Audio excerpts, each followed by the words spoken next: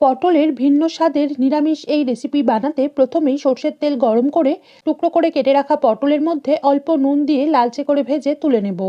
এরপর কয়েকটা ধুয়ে রাখা কিশমিশ ভেজে তুলে নিয়ে গোটা জিরে, পাঁচফোড়ন, শুকনো লঙ্কা আর তেজপাতা ফোড়ন দিয়ে কয়েক সেকেন্ড সাঁতলে আলুর টুকরো, নুন ও হলুদ গুঁড়ো মিশিয়ে লালচে করে ভেজে নেব।